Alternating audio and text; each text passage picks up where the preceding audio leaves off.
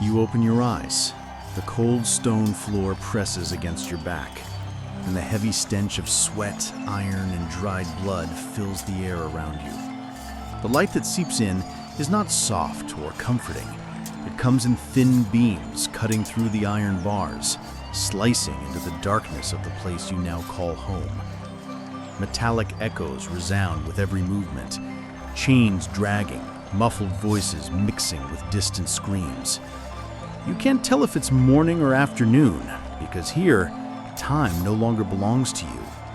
Time belongs to them, the ones who decide when you live, when you fight, and perhaps when you die. You take a deep breath and taste metal in the air. You glance down at your hands, rough, calloused, covered in small cuts and half-healed scars. Your muscles ache as if they've already endured a full day's labor, though you've just woken. In the shadows beside you, there are others like you, men with hardened faces, some younger, others weathered by age. Some whisper prayers to gods who may no longer be listening. Others stare blankly into nothingness, as if their minds have already left this world. A guard's deep voice echoes through the corridor.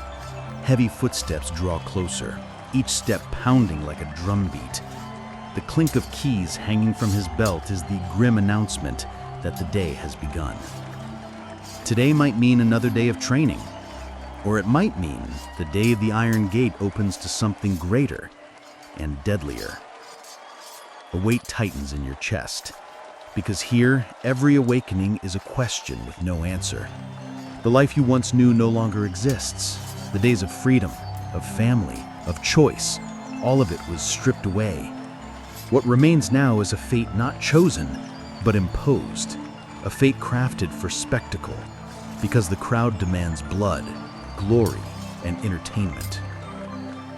When the gate creaks open, sunlight pours in, sudden, blinding, almost painful to eyes used to darkness. You're shoved forward with the others. The smell shifts, no longer mold and sweat, but dust, leather, and iron scorched by the day's heat.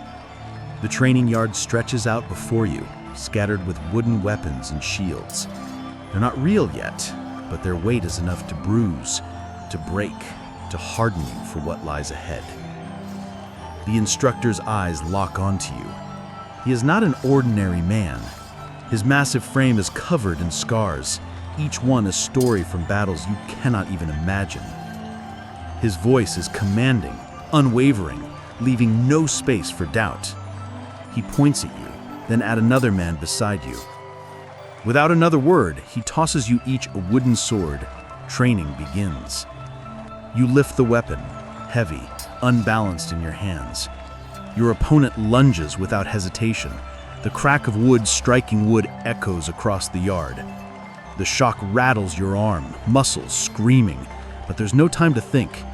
The instructor watches coldly, expressionless. Here, hesitation is unforgivable. To hesitate is to lose, and to lose is to suffer. The training drags on until your body is drenched in sweat, lungs burning, arms throbbing. Every strike, every block, every fall to the dirt is a reminder. Sooner or later, you will be summoned to the true spectacle. And when that moment comes, wood will be replaced by steel. Your opponent will not be a fellow trainee, but someone desperate to live at any cost. From beyond the walls, a sound rises, distant, thunderous. A crowd. Voices roaring, charged with excitement. Even without seeing it, you know. The great amphitheater lives and breathes with tens of thousands of people, each one hungry for blood, for triumph, for the show. The roar is a cruel reminder of the destiny that awaits every man here. You close your eyes, imagining it. The pact stands, the sun flashing off polished armor, the sand already stained with blood. And you, not as a spectator, but as part of the spectacle itself.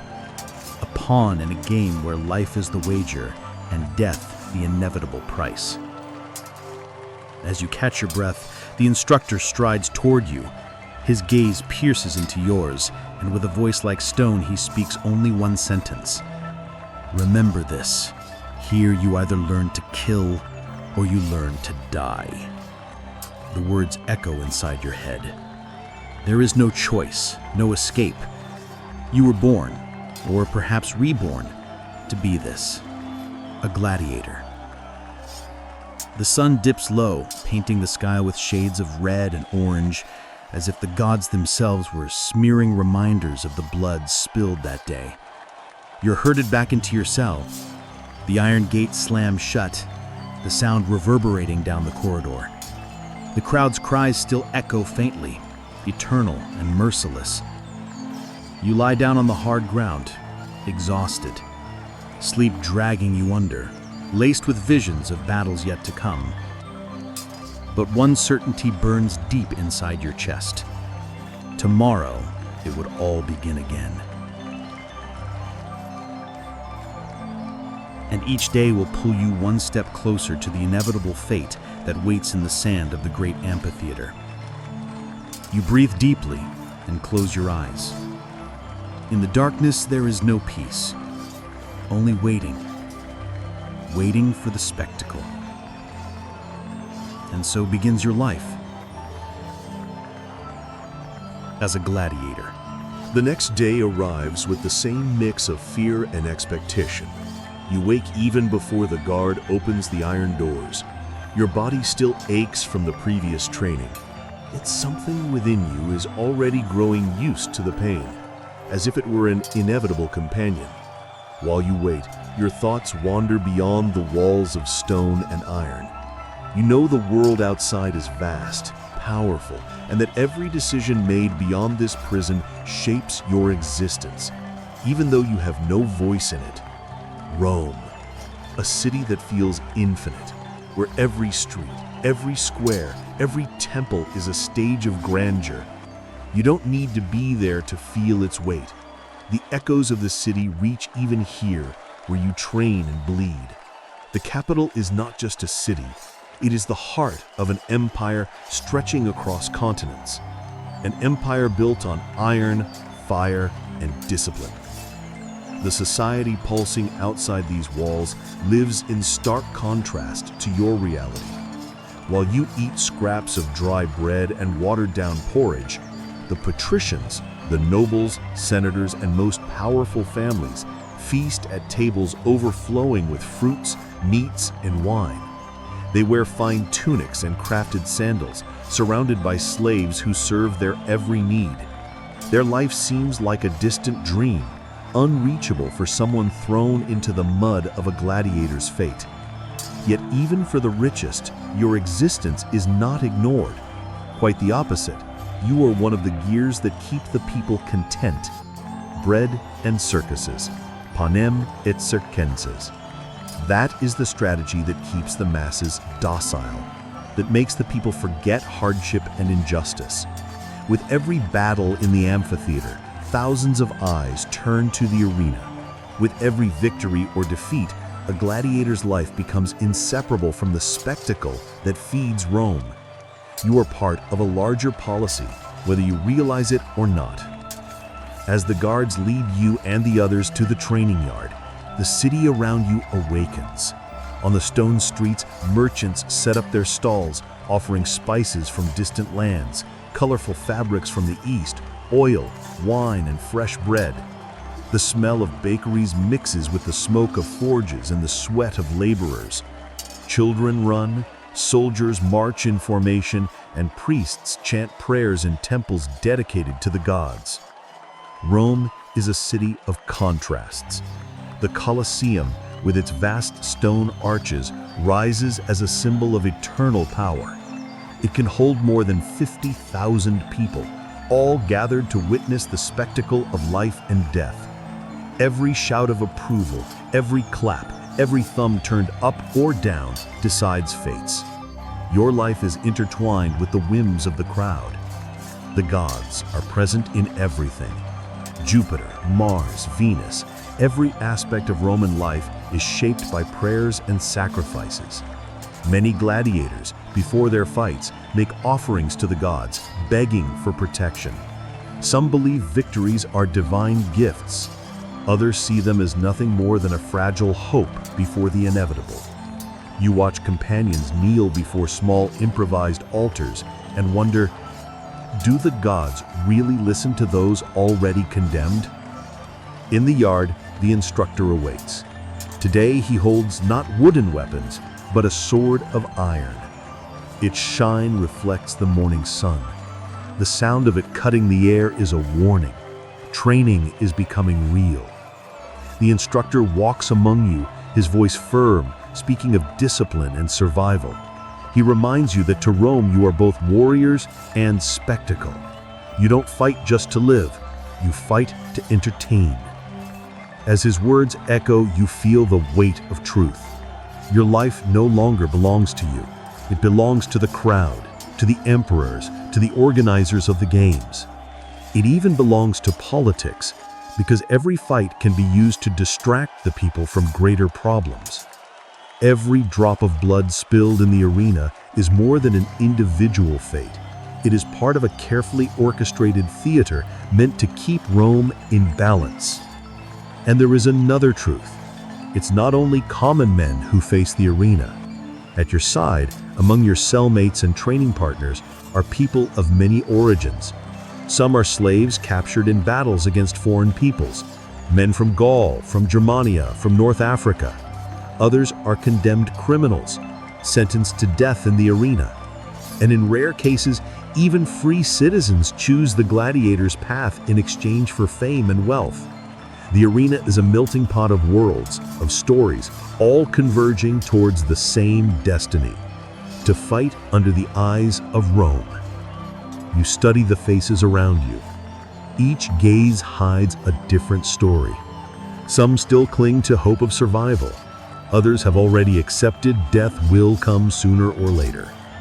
And within that diversity, you begin to realize that in a way, the arena forges a new identity, a brotherhood built on pain and blood. Here, everyone is the same. Everyone is a gladiator. Training pushes forward, and now for the first time, you feel the weight of iron. The sword is heavier, the sound of it striking a shield sharper, more real. Each blow carries the reminder that a mistake in the future could be fatal. The instructor shows no mercy. Every slip he corrects with firmness, sometimes with violence. He doesn't just teach you to fight, but to endure, to withstand. Because in the amphitheater, strength alone is not enough. You must also have presence, charisma, endurance. The crowd isn't satisfied with death alone. It wants spectacle. At the end of training, you return exhausted, but your mind is filled with images of what you've heard about Rome. The city pulses with power, but also with inequality. You slowly begin to understand that your life reflects this. While some rule, feast, and revel, others bleed to feed the system. In many ways, the amphitheater is the perfect reflection of the empire. Greatness built on human sacrifice. Lying once more on the cold floor of your cell, you think of the echoes of the city. Laughter in taverns, applause in theaters, prayers in temples, all of it feels distant, as if it belonged to another world. Your world is different now. One of waiting, of training, of preparing for the inevitable day when the gates will open and you will be cast into the arena before thousands of eyes. With each passing day, Rome grows inside you, not as a city of glory, but as an inescapable destiny. And you begin to realize that living as a gladiator is not only about fighting for your life, but about embodying the spectacle that sustains the greatest empire the world has ever known. And deep in your chest, a troubling question rises. Will you find glory in this fate? Or will you be just another forgotten name, lost in the blood-stained sand? The sun has barely broken the horizon when you're awakened by the creak of the iron gate. The smell of damp straw, mixed with sweat and the dried blood from the night before, still hangs in the air. Your body aches from training and beatings, but there's no time to rest. The routine of a gladiator begins early, and it is relentless. You rise from the hard ground where you slept wrapped in a rough scrap of cloth that hardly counts as a blanket. Around you, your cellmates do the same. Some groan, others remain silent, lost in heavy thoughts. A guard walks down the corridor with firm steps, tapping the tip of his spear against the bars. It's the signal that the day has begun. Soon, you are led to the refectory. There is no luxury here, only wooden benches and long tables. The food is simple: bread, barley porridge, some dried fruit, and occasionally cheese. The diet is heavy on carbohydrates, meant to fuel endurance rather than please the palate. Meat is rare, appearing only on lucky days or when the organizers of the games want the gladiators stronger for important battles. You chew slowly, feeling each bite as if it were fuel for survival. As you eat, you watch your companions. Every face carries its own history. The Gaul beside you was captured in battle. His body still bears the scars of past wars. On the other side, a free-born Roman who sold himself into the ludus to pay off debts, chasing the dream of fame. Now, all share the same fate: fight or die. This diversity breeds tension.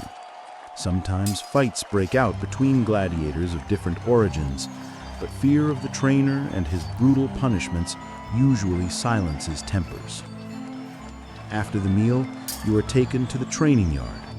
The sun now rises higher, heating the stones and drawing sweat too quickly. The instructor, the Lannister, is already waiting.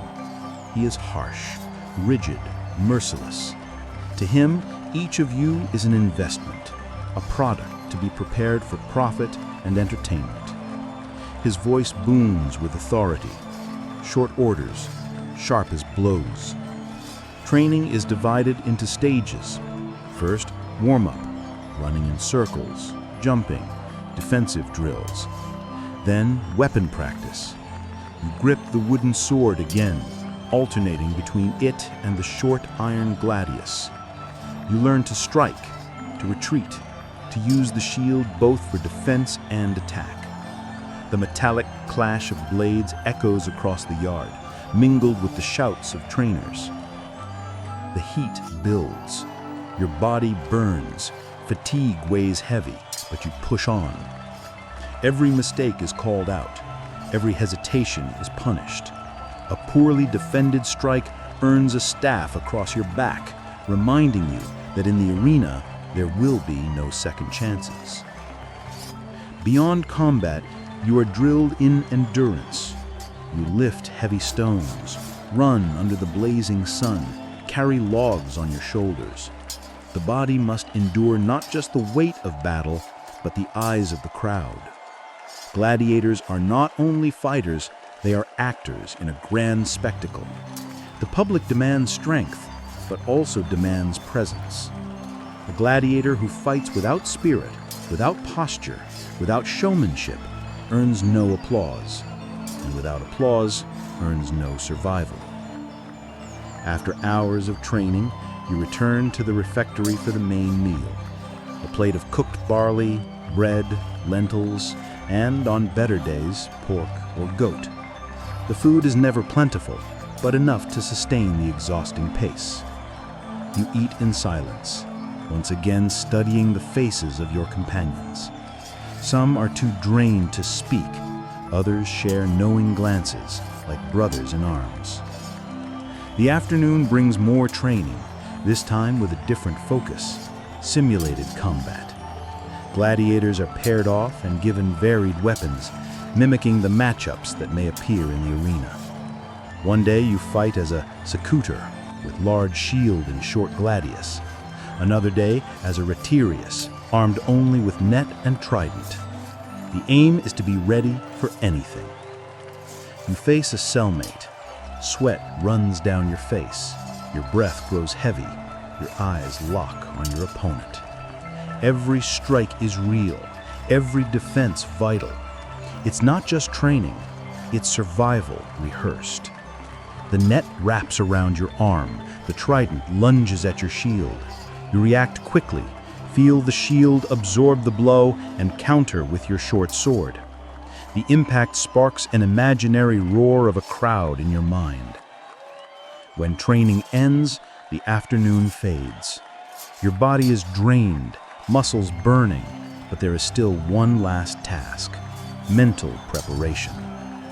The Lannister reminds everyone that in the arena, fighting alone is not enough. You must win the crowd. He teaches posture, the raising of arms, the steady gaze, the gestures of triumph. You realize that a gladiator is not only a warrior, he is a spectacle, a symbol, the living character of a tragedy. The day closes with a lighter meal: lentils, bread, dried fruit. Then back to the cells.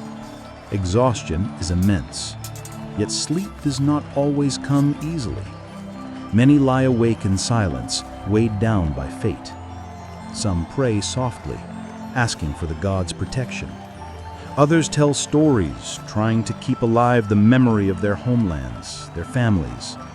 You hear fragments of Gaulish songs, African prayers, murmurs in Latin.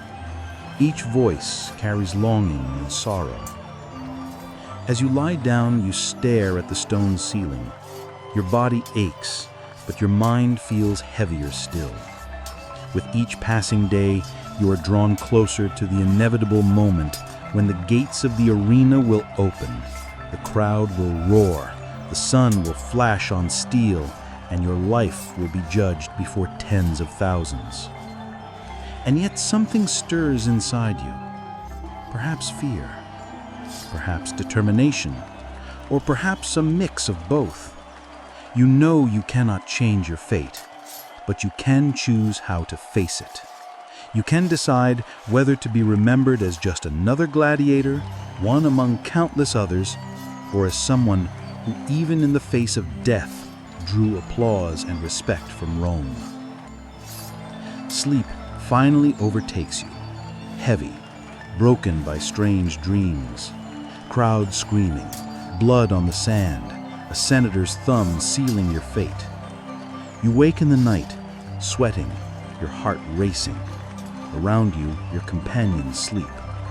The silence of the prison is deep, broken only by snores and heavy breathing.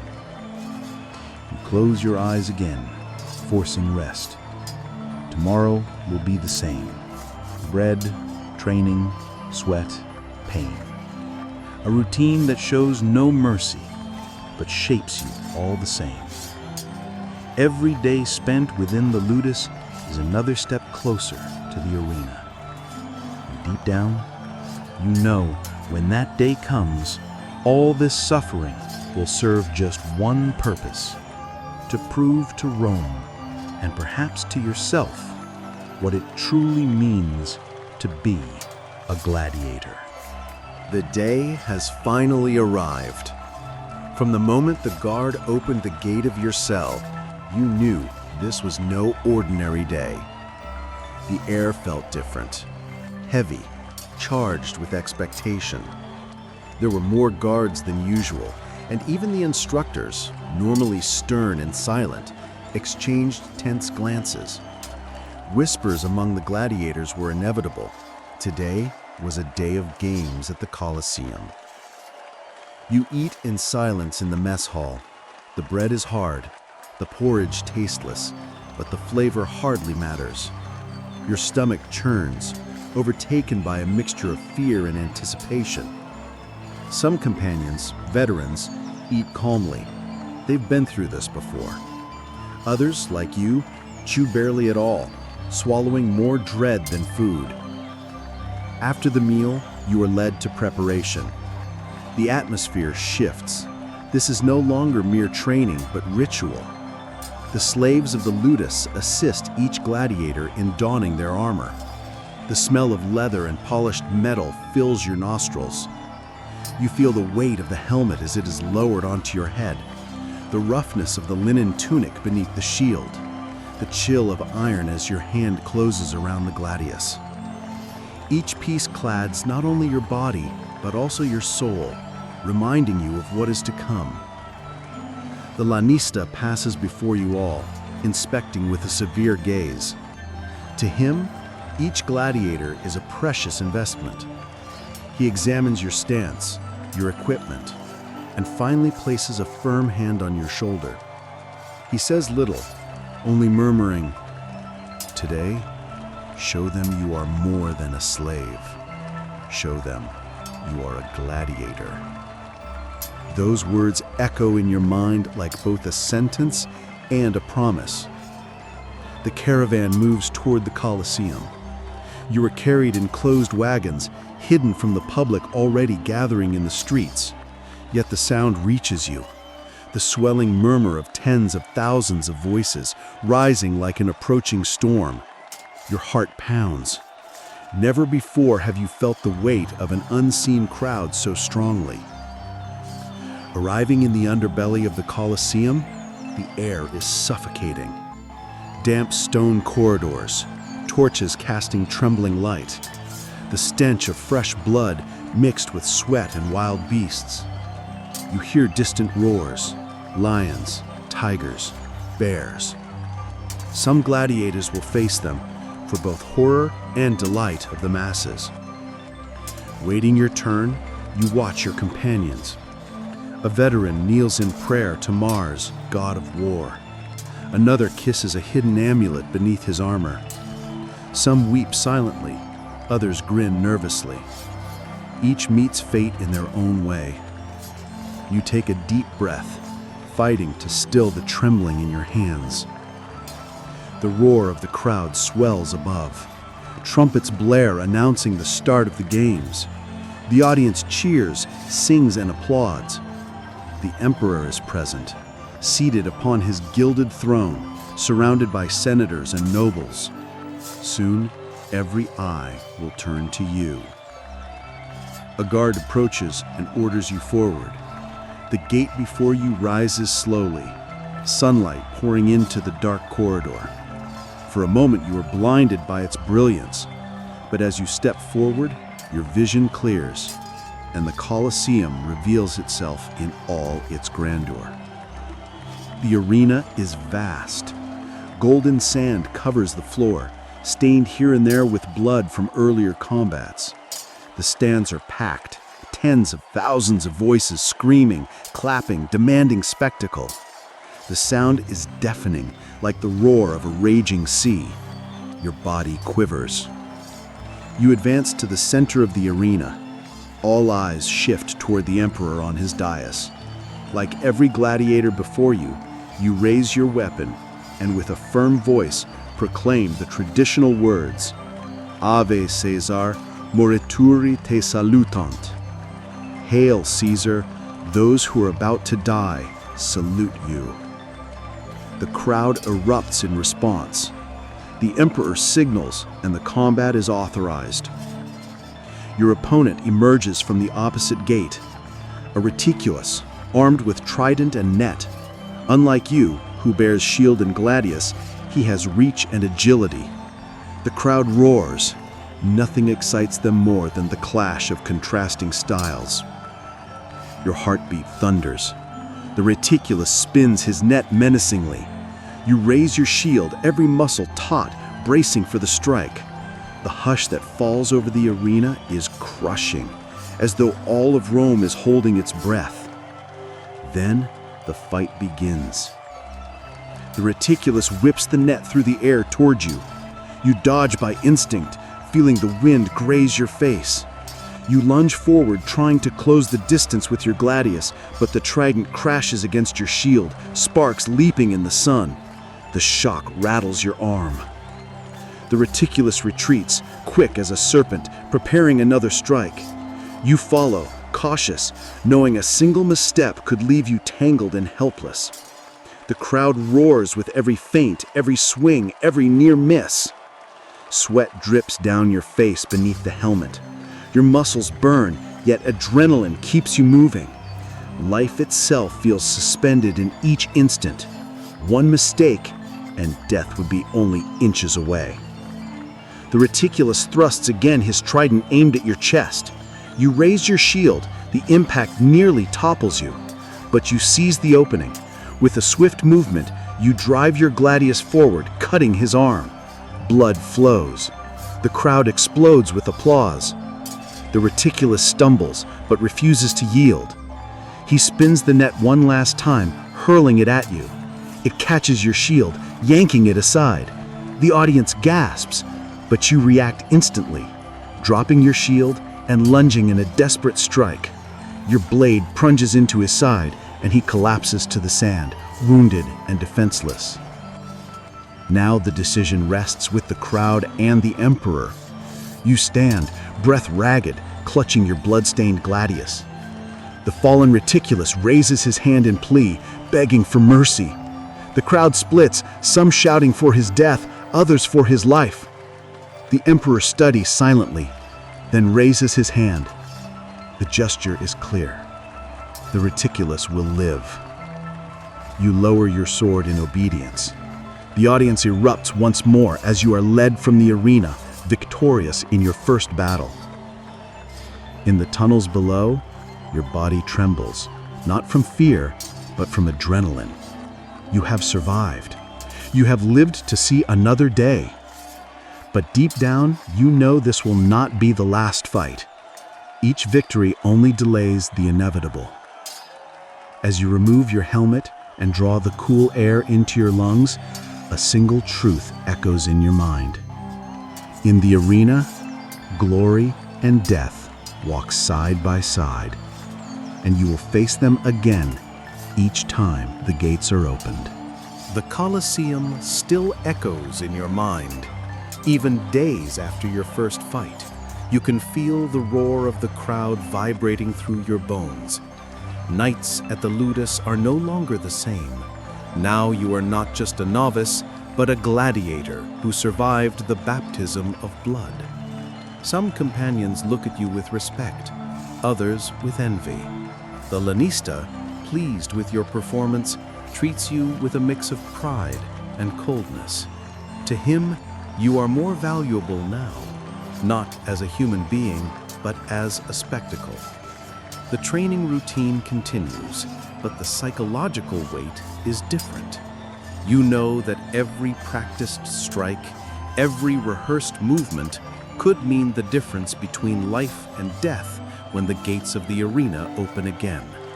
The memory of the retiarius collapsing at your feet returns every night. His pleading eyes, the raised hand begging for mercy, the emperor's gesture deciding his life. No matter how many applause you receive, the truth is clear. You, gladiators, do not own your destiny. Still, fame grows. Children in the city mimic your movements in the streets. Aristocrats place bets on your fights. Slaves whisper your name in dark corridors. Gradually, you understand that, for Rome, gladiators are more than warriors. They are idols, living myths, symbols of the strength and brutality that sustain the empire. But this glory comes at a price. The games repeat. In one combat, you face a secutor, a heavy opponent with a closed helmet and massive shield. The duel is brutal, a clash of forces that seems endless. Victory comes only when you bring him down to the sand and press the gladius against his throat. Once again, the crowd decides fate. Once again, you live to fight another day. In another, the arena gates open, and instead of men, beasts appear. Two hungry lions roar with fury, advancing toward you and your companions. Your heart threatens to burst from your chest, but survival speaks louder. Together, you surround the beasts, each sword strike accompanied by the deafening cheers of the audience. When the last roar dies, the blood of the animals mingles with your sweat in the sand. You have won, but the images of claws tearing flesh will never leave you. With every victory, The crowd exalts you, applause swells, the lanista calls you a prospect, perhaps even a champion. But deep inside, you feel the weight of the inevitable question: how long until luck runs out? Veteran gladiators know the answer. Some carry dozens of scars, reminders of fights where death nearly claimed them. Others drown themselves in wine on free nights, trying to forget the fate awaiting them. Few, very few, attain the coveted rudis, the wooden sword symbolizing freedom. But to reach it, survival is not enough. One must become a legend. One night, resting after training, an older companion named Cassius approaches you. He has fought for years, and the hardness in his gaze reveals everything he has seen. "You're good, boy," he says, sitting beside you. "But remember, the glory of the arena is a golden chain. The brighter the applause, the tighter it binds you." You ask him what he would do if he received the rudis. Cassius sighs, staring at the torches in the courtyard. "I would flee Rome, go far away, where no one calls me a gladiator, where I could be just a man. But few succeed, and fewer still resist the temptation to return, because deep down, the arena is like a drug. Once you've tasted it, you are never the same." His words carve themselves into your mind. You begin to realize that you are fighting not only against enemies, but also against yourself. The fear of death, the desire for glory, the hope of freedom. Time passes, the games continue. You survive, claim victories, accumulate scars and applause. Your name begins to be announced with enthusiasm by the Colosseum's herald. People rise as you enter. Women throw flowers, men wager fortunes. You are no longer just a prisoner. You are living spectacle. Then comes the most anticipated day, the Games of Honor, in celebration of the Emperor's birthday. The Colosseum is more packed than ever, adorned with banners, the audience consumed by euphoria. Rumors circulate that the combats will be grand, worthy of the presence of Rome's entire elite. You are summoned to fight a final duel against another renowned gladiator, an undefeated champion. At the thought, your stomach twists. There is no room for error. Victory could mean eternal fame, perhaps even the rudis. Defeat could mean the end. On the appointed day, you don the armor one last time. Every movement feels slower, every breath heavier. As you enter the Colosseum, the roar of the crowd is deafening. You raise the gladius, feeling the weight of your life concentrated in this moment. Your opponent emerges, immense, scarred, carrying an ornate shield. Applause doubles. The duel begins. The fight is fierce, each blow a thunderclap resonating through the arena. The crowd shouts at every impact, every wound. Sweat and blood mingle. Vision blurs, but you do not stop. At one point, you drop to your knees, nearly defeated. The champion raises his sword for the final blow, but with one last effort, you twist your body, disarm him, and press the gladius to his throat. Silence. The entire Colosseum waits. The emperor rises. The fate of the champion, glory or death, depends on a gesture. He looks to the crowd, which splits into applause and pleas. Then, slowly, he raises his arm. The champion will live. And you, standing, bloodied and exhausted, receive the acclaim of the crowd. Flowers rain from the stands. The lanista smiles, satisfied. But within you, the taste of victory is different. It is not just glory, but also the bitter reminder that tomorrow the gates may open again and luck may run out. Deep down, you understand the truth Cassius had spoken. In the arena, there are no winners, only survivors. And so your life goes on, between applause and scars, always on the edge of death, forever bound to the golden chains of Roman glory. For being a gladiator in Rome was not merely to fight, it was to carry, in body and soul, the weight of living to entertain, knowing that each breath could be your last.